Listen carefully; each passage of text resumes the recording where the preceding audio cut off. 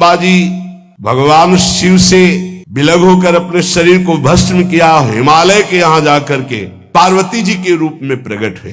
हिमालय पुत्री पार्वती बाल्यावस्था से ही निरंतर ध्यानस्थ रहना शिव अनुराग में। जब किशोर अवस्था हुई, किसी से कोई संभाषण नहीं करती थी माता जी, हर समय भगवान शिव के ध्यान में निमग्न रहना, कठोर तप करना शुरू कर दिया।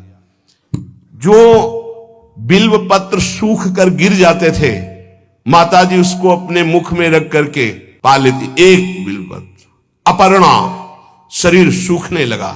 माता जी का नाम अपर्णा। भारी तपस्या। भगवान शंकर को एकदम बोध हुआ कि सती का जन्म पार्वती के रूप में हिमालय के यहां हो चुका है और वो हमारे लिए कठिन तपस्या कर रही है। तो सप्त ऋषियों को बुलाया और उनसे कहा कि जाओ इनके प्रेम की परीक्षा लो। जानते हैं, सब कुछ जानते हुए भी ये होता है। जैसे लोग कहते हैं भगवान जानते हैं अपने भक्त को, तो परीक्षा क्यों लेते हैं? तो पढ़ाया तो टीचर ने ही है, तो सालाना परीक्षा तो होगी ही कि तुम क्या पढ़े हो। ऐसे ही तुम्हारे प्रेम की परीक्षा होगी। तुम हरि को चाहते हो या हरि की रची हुई माया को? हरि की हुई रची हुई माया में आकर्षित हो गए तो 0 आ जाएगा। और हरि की तरफ देखते रहे, माया से बच गए तो नंबर आ जाएंगे। 100 के 100 आते हैं यहाँ, 98 96 नहीं आते। 2 ही चैप्टर हैं, हरि पसंद कर रहे हो या हरि की माया। हर भक्त के सामने आता है तो प्राय लड्डू ही खाने को मिलता है। बचता वही है जो मामे वे प्रपद्यन्ते माया में ताम तरंती थे। केवल हरि।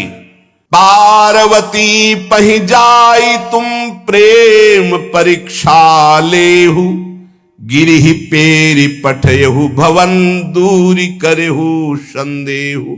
हे सप्तऋषियों, जाओ, हमारी आज्ञा है। पार्वती की प्रेम की परीक्षा लो, यदि पास हो जाएं तो उनको तपस्या से निवृत्त करो। बोलो महादेव जी प्राप्त हो जाएंगे। जाओ भवन को चली जाओ, तपस्या की आवश्यकता नहीं।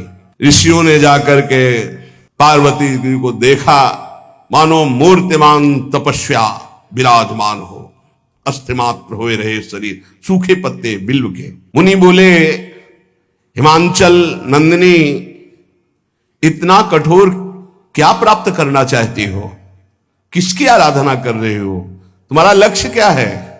यदि हम सुनने के अधिकारी हों तो आप कृपा करके बता सकती हैं।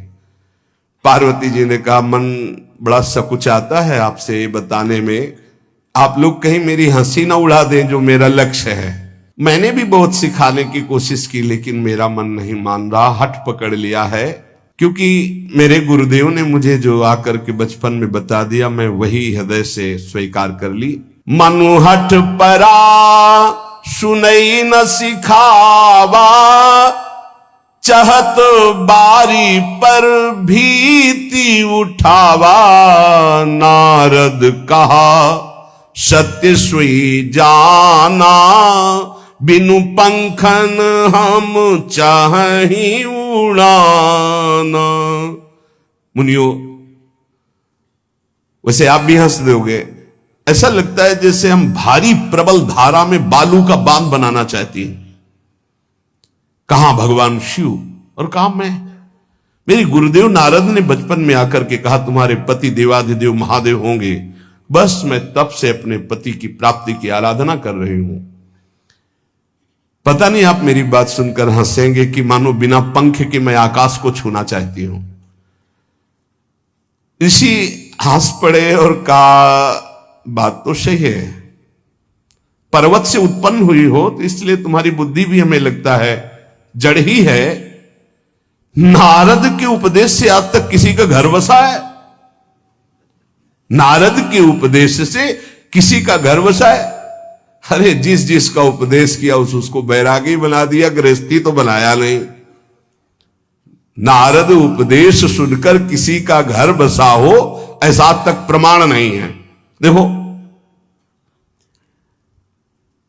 दक्ष के पुत्रों को उपदेश किया, 10,000 एक को 1,000 एक, लौट कर नहीं आए, सब बैरागी बन गए।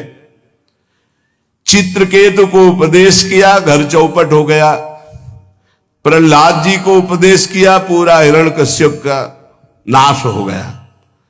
नारद सीख जे सुनहि नर नारी, अवसि होई तजी भवनु भिखारी। हमारे गुरु नारद जी की जो सीख सुना बर्बाद हो गया, बाबा जी बन गए।